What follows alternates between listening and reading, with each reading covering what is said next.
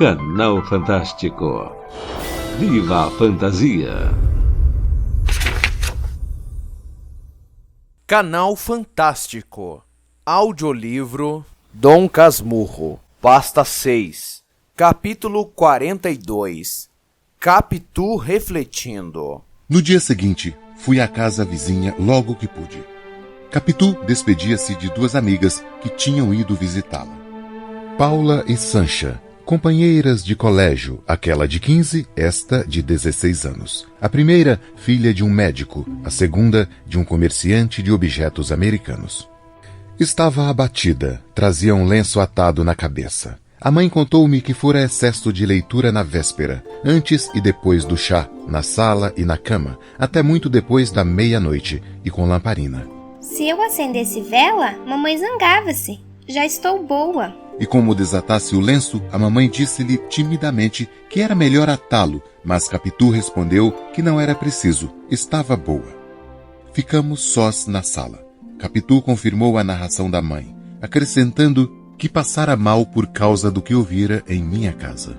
Também eu lhe contei o que se dera comigo, a entrevista com minha mãe, as minhas súplicas, as lágrimas dela e, por fim, as últimas respostas decisivas. Dentro de 2 ou 3 meses, iria para o seminário. Que faríamos agora? Capitu ouvia-me com atenção sôfrega, depois sombria. Quando acabei, respirava a custo, como prestes a estalar de cólera, mas conteve-se. Há tanto tempo que isto sucedeu, que não posso dizer com segurança se chorou deveras ou se somente enxugou os olhos. Caímos no canapé e ficamos a olhar para o ar. Minto, ela olhava para o chão. Fiz o mesmo, logo que a vi assim. Mas eu creio que Capitu olhava para dentro de si mesma, enquanto que eu fitava deveras o chão, o ruído das fendas, 2 moscas andando em um pé de cadeira lascado. Era pouco, mas distraía-me da aflição. Quando tornei a olhar para Capitu, vi que não se mexia e fiquei com tal medo que a sacudi brandamente. Capitu tornou cá fora e pediu-me que outra vez lhe contasse o que se passara com minha mãe. Satisfi-la, atenuando o texto desta vez, para não amofiná-la. Não me chames de simulado, chame-me compassivo. É certo que receava perder Capitu, se lhe morressem as esperanças todas, mas doía-me vê-la padecer. Agora, a verdade última, a verdade das verdades, é que já se me arrependia de haver falado à minha mãe, antes de qualquer trabalho efetivo, por parte de José Dias.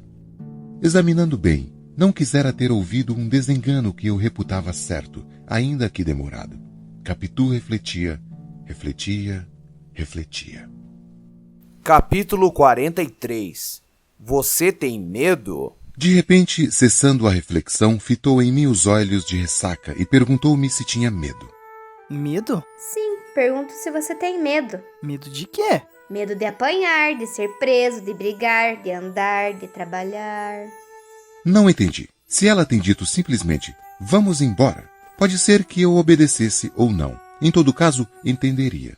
Mas aquela pergunta assim, vaga e solta, não pude atinar o que era. Mas não entendo. De apanhar? Sim. Apanhar de quem? Quem é que me dá pancada? Capitu fez um gesto de impaciência. Os olhos de ressaca não se mexiam e pareciam crescer. Sem saber de mim e não querendo interrogá-la novamente, entrei a cogitar donde me viram pancadas e por quê, e também por que é que seria preso e quem é que me havia de prender. Valha-me Deus! Vi de imaginação o aljube, uma casa escura e infecta. Também vi a Pressiganga, o quartel dos Barbonos e a casa de correção. Todas essas belas instituições sociais me envolviam no seu mistério, sem que os olhos de ressaca de Capitu deixassem de crescer para mim, a tal ponto que as fizeram esquecer de todo. O erro de Capitu foi não deixá-los crescer infinitamente, antes diminuir até as dimensões normais, e dar-lhes o movimento do costume. Capitu tornou ao que era. Disse-me que estava brincando, não precisava afligir-me, e com um gesto cheio de graça, bateu-me na cara, sorrindo e disse: Medroso. Mas... Não é nada, Bentinho. Pois quem é que há de dar pancadas ao prender você? Desculpe, é que hoje eu tô meio maluca. Quero brincar e... Não, Capitu. Você não está brincando. Nessa ocasião, nenhum de nós tem vontade de brincar. Tem razão, foi só maluquice. Até logo. Como até logo? Está me voltando a dor de cabeça. Vou botar uma rodela de limão nas fontes. Fez o que disse e atou o lenço outra vez na testa. Em seguida, acompanhou-me ao quintal para se despedir de mim. Mas ainda aí nos detivemos por alguns minutos, sentados sobre a borda do poço.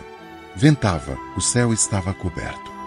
Capitu falou novamente da nossa separação, como de um fato certo e definitivo, por mais que eu, receoso disso mesmo, buscava razões agora para animá-la. Capitu, quando não falava, riscava no chão com um pedaço de taquara, narizes e perfis. Desde que se metera a desenhar, era uma das suas diversões.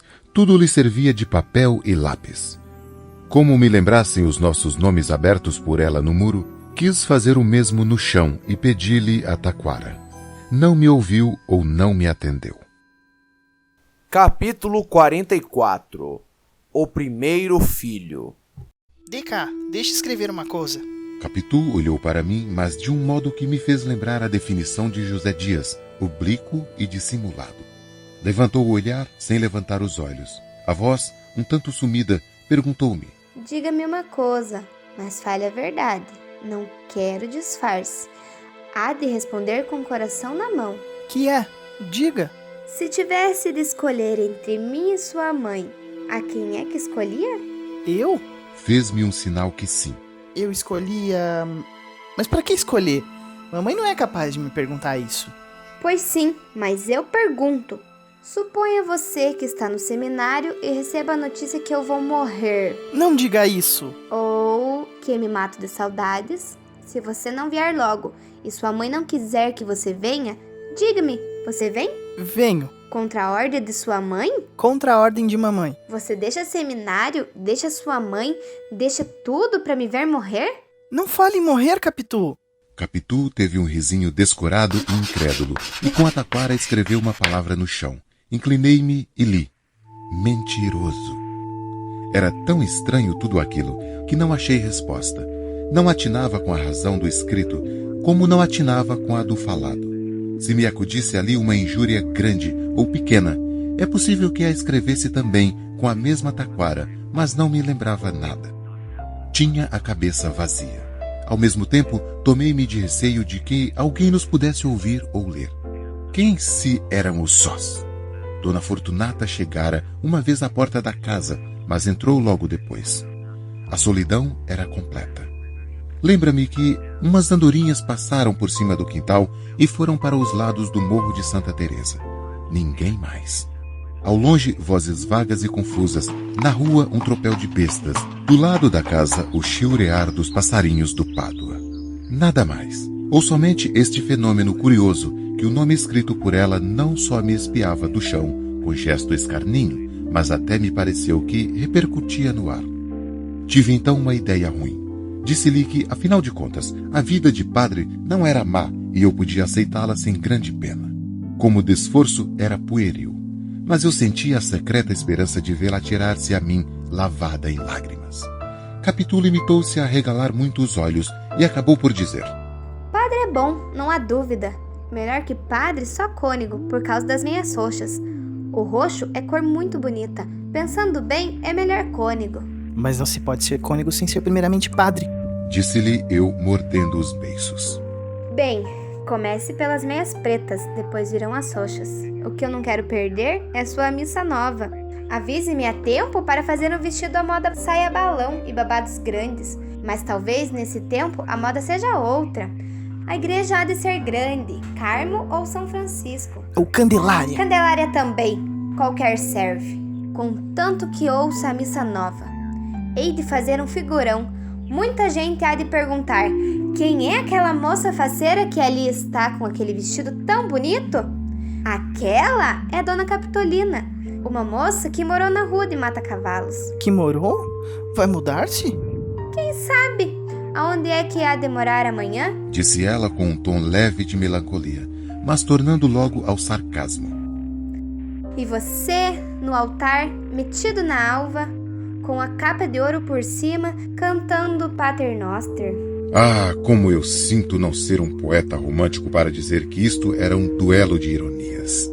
Contaria os meus botes e os outros dela, a graça de um e a prontidão de outro, e o sangue correndo, e o furor na alma, até ao meu golpe final que foi este. Pois sim, Capitu. Você ouvirá minha missa nova, mas com uma condição. Ao que ela respondeu. Vossa Reverendíssima pode falar. Promete uma coisa? Que é? Diga se promete. Não sabendo o que é, não prometo. A falar a verdade são duas coisas. Continuei eu, por haver me acudido outra ideia. Duas? Diga quais são. A primeira é que só há de se confessar comigo, para eu lhe dar a penitência e a absolvição.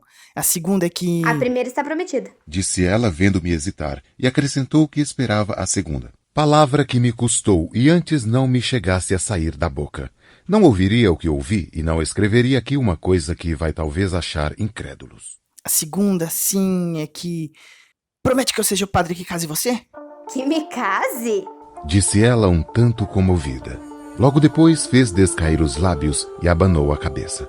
Não, Bentinho. Seria esperar muito tempo. Você não vai ser padre já amanhã. Leva muitos anos. Olhe, prometo outra coisa. Prometo que há de batizar o meu primeiro filho. Capítulo 45. Abane a cabeça, ouvinte. Abane a cabeça, ouvinte. Faça todos os gestos de incredulidade.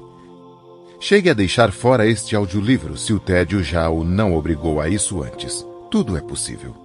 Mas, se o não fez antes e só agora, fique que torne a pegar do livro e que abra na mesma página, sem crer por isso na veracidade do autor. Todavia, não há nada mais exato. Foi assim mesmo que Capitu falou, com tais palavras e maneiras. Falou do primeiro filho como se fosse a primeira boneca. Quanto ao meu espanto, se também foi grande, veio de mistura com uma sensação esquisita. Percorreu-me um fluido. Aquela ameaça de um primeiro filho, o primeiro filho de Capitu, o casamento dela com outro, portanto, a separação absoluta, a perda, a aniquilação. Tudo isso produzia um tal efeito que não achei palavra nem gesto. Fiquei estúpido. Capitu sorriu. Eu via o primeiro filho brincando no chão. Capítulo 46. As pazes. As pazes fizeram-se como a guerra, depressa. Buscasse eu neste audiolivro a minha glória, e diria que as negociações partiram de mim. Mas não, foi ela que as iniciou. Alguns instantes depois, como eu estivesse cabisbaixo, ela abaixou também a cabeça, mas voltando os olhos para cima a fim de ver os meus. Fiz-me de rogado. Depois quis levantar-me para ir embora, mas nem me levantei, nem sei se iria. Capitu fitou-me uns olhos tão ternos, e a posição os fazia tão súplices, que me deixei ficar. Passei-lhe o braço pela cintura. Ela pegou-me na ponta dos dedos e... Outra vez Dona Fortunata apareceu à porta da casa. Não sei para quê, se nem me deixou tempo de puxar o braço. Desapareceu logo. Podia ser um simples descargo de consciência, uma cerimônia, como as rezas de obrigação, sem devoção, que se dizem de tropel. A não ser que fosse para certificar aos próprios olhos a realidade que o coração lhe dizia. Fosse o que fosse, o meu braço continuou a apertar a cintura da filha, e foi assim que nos pacificamos. O bonito é que cada um de nós queria agora as culpas para si, e pedíamos reciprocamente perdão. Capitu alegava a insônia, a dor de cabeça, o abatimento do espírito e, finalmente, os seus calundus. Eu, que era muito chorão por esse tempo, sentia os olhos molhados. Era puro amor. Era efeito dos padecimentos da amiguinha. Era a ternura da reconciliação. Capítulo 47. A senhora saiu. Está bom, acabou. Mas explique-me só uma coisa. Disse eu finalmente. Por que você me perguntou se eu tinha medo de apanhar? Não foi por nada. Respondeu Capitu depois de alguma hesitação. Para que bulir nisso? Diga sempre. Foi por causa do seminário? Foi. Ouvi dizer que lá dão pancada. Não? Eu também não creio. A explicação agradou-me. Não tinha outra. Se, como penso, Capitu não disse a verdade, força é reconhecer que não podia dizê-la, e a mentira é dessas criadas que se dão pressa em responder às visitas que a senhora saiu, quando a senhora não quer falar a ninguém. Há nessa cumplicidade um gosto particular. O pecado em comum iguala por instantes a condição das pessoas, não contando o prazer que dá a cara das visitas enganadas e as costas com que elas descem. A verdade não saiu, ficou em casa, no coração de Capitu, cochilando o seu arrependimento. E eu não desci triste nem zangado. Achei a criada galante, apetecível, melhor que a alma. As andorinhas vinham agora em sentido contrário, ou não seriam as mesmas. Nós é que éramos os mesmos. Ali ficamos, somando as nossas ilusões, os nossos temores, começando já a somar as nossas saudades. Capítulo 48. Juramento do Poço. Não! Exclamei de repente. Não quer? Tinha havido alguns minutos de silêncio durante os quais refleti muito e acabei por uma ideia. O tom da exclamação, porém, foi tão alto que espantou a minha vizinha. Não há de ser assim. Continuei. Dizem que não estamos em idade de casar, ainda somos criançolas. Já ouvi dizer criançolas. Bem, mas 2 ou 3 anos passam depressa. Você jura uma coisa? Jura que só há de casar comigo? Capitu não hesitou em jurar, e até lhe vi as faces vermelhas de prazer. Jurou 2 vezes e uma terceira. Ainda que você case com outra, cumprirei o meu juramento, não casando nunca. Que eu case com outra? Tudo pode ser, Bentinho. Você pode achar outra moça que lhe queira, apaixonar-se por ela e casar. Quem sou eu para você lembrar-se de mim nesta ocasião? Mas eu também juro, Capitu, juro por Deus Nosso Senhor que só me casarei com você. Basta isso? Devia bastar. Disse ela. Eu não me atrevo a pedir mais. Sim, você jura. Mas juremos por outro modo. Juremos que nos havemos de casar um com o outro, haja o que houver. Compreendeis a diferença. Era mais que a eleição do cônjuge, era a afirmação do matrimônio. A cabeça da minha amiga sabia pensar claro e depressa. Realmente, a fórmula anterior era limitada, apenas exclusiva. Podíamos acabar solteirões como o sol e a lua, sem mentir ao juramento do poço. Esta fórmula era melhor e tinha a vantagem de me fortalecer o coração contra a investidura eclesiástica. Juramos pela segunda fórmula e ficamos tão felizes que todo o receio de perigo desapareceu. Éramos religiosos, tínhamos o céu por testemunha. Eu nem já temia o seminário. Se teimarem muito, irei. Mas faço de conta que é um colégio qualquer, não tomo ordens. Capitu temia a nossa separação, mas acabou aceitando este alvitre, que era o melhor. Não afligíamos minha mãe e o tempo correria até o ponto em que o casamento pudesse fazer-se. Ao contrário, qualquer resistência ao seminário confirmaria a denúncia de José Dias. Esta reflexão não foi minha, mas dela. Capítulo 49. Uma vela aos sábados. Eis aqui como, após tantas canseiras, tocávamos o porto a que nos devíamos ter abrigado logo. Não nos censure, piloto de má morte. Não se navegue em corações como os outros mares deste mundo. Estávamos contentes, entramos a falar do futuro. Eu prometi à minha esposa uma vida sossegada e bela, na roça ou fora da cidade. Viríamos aqui uma vez por ano. Se fosse em Arrebalde, seria longe, onde ninguém nos fosse aborrecer. A casa, na minha opinião, não devia ser grande nem pequena, um meio termo. Plantei-lhe flores, escolhi móveis, uma sege e um oratório. Sim, havíamos de ter um oratório bonito, alto, de jacarandá, com a imagem de Nossa Senhora da Conceição. Demorei-me mais nisto que no resto, em parte porque éramos religiosos, em parte para compensar a batina que eu ia deitar às urtigas. Mas ainda restava uma parte, que atribuo ao intuito secreto e inconsciente de captar a proteção do céu. Havíamos de acender uma vela aos sábados. Capítulo 50. Um meio termo. Meses depois, fui para o seminário de São José. Se eu pudesse contar as lágrimas que chorei na véspera e na manhã, somaria mais que todas as vertidas desde Adão e Eva. Há nisto alguma exageração. Mas é bom ser enfático, uma ou outra vez, para compensar este escrúpulo de exatidão que me aflige. Entretanto, se eu me ativer só à lembrança da sensação, não fico longe da verdade. Aos 15 anos, tudo é infinito. Realmente, por mais preparado que estivesse, padecia muito. Minha mãe também padeceu, mas sofria com calma e coração. Demais, o padre Cabral achara um meio termo. Experimentar-me a vocação.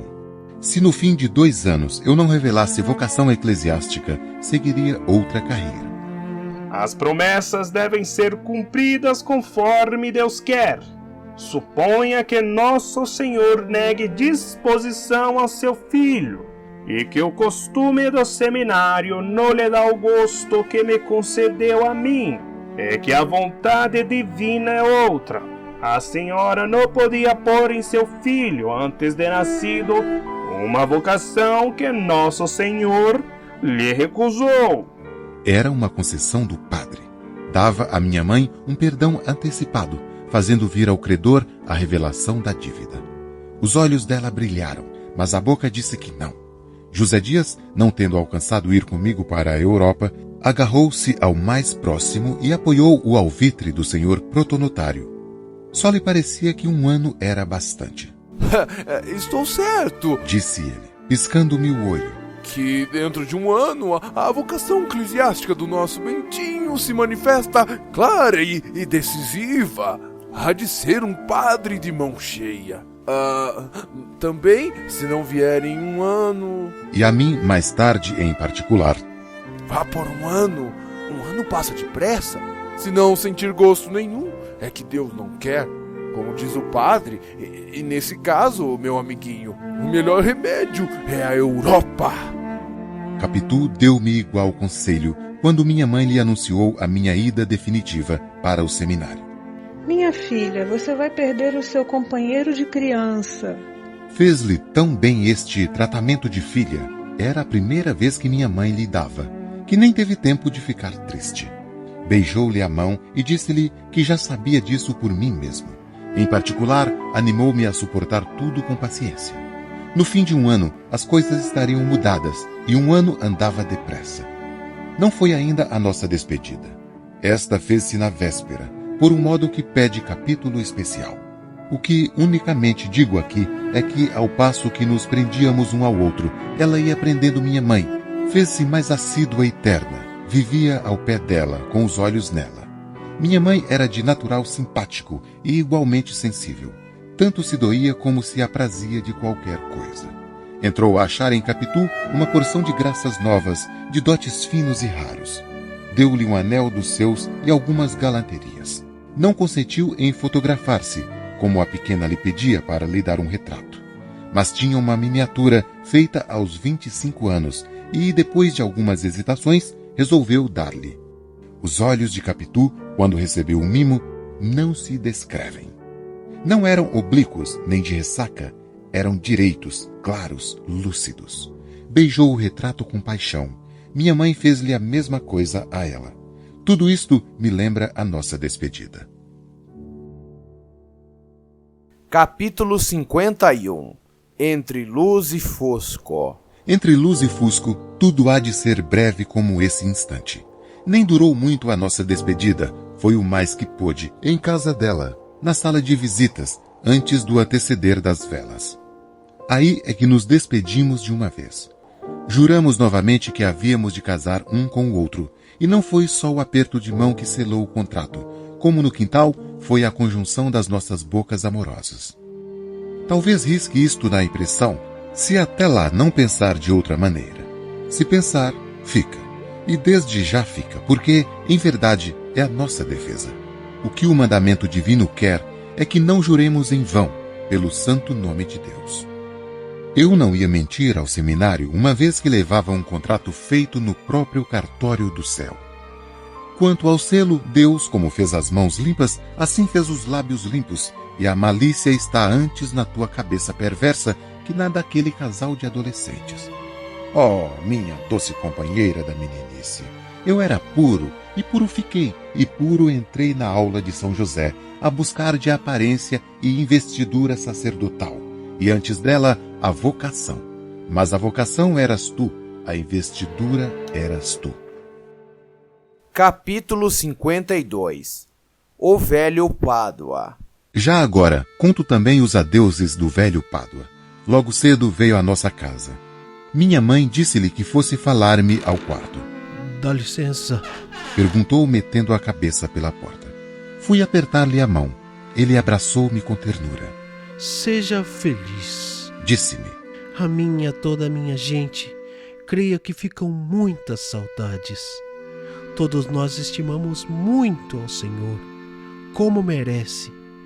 Se lhe disserem outra coisa, não acredite. São intrigas. Também eu, quando me casei, fui vítima de intrigas. Desfizeram-se. Deus é grande e descobre a verdade. Se algum dia perder sua mãe e seu tio, coisa que eu, por essa luz que me alumia, não desejo, porque são pessoas boas, excelentes pessoas, e eu sou grato às finezas recebidas. Não, eu não sou como outros, certos parasitas vindos de fora para a desunião das famílias, aduladores baixos. Não, eu sou de outra espécie. Não vivo papando os jantares nem morando em casa alheia. Enfim, somos mais felizes. Por que falará assim? Pensei. Naturalmente sabe que José Dias diz mal dele.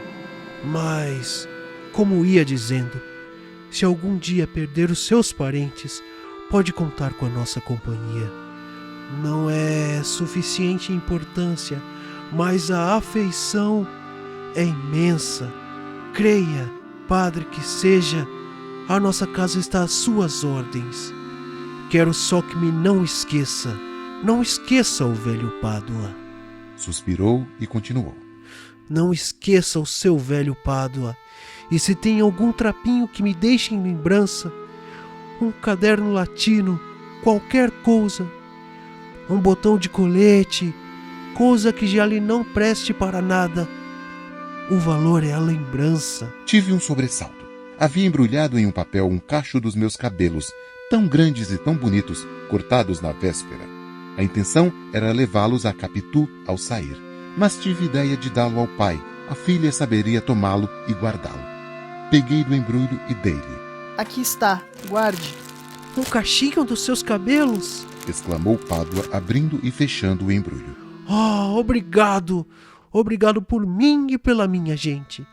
Vou dá-lo à velha para guardá-lo, ou à pequena, que é mais cuidadosa que a mãe.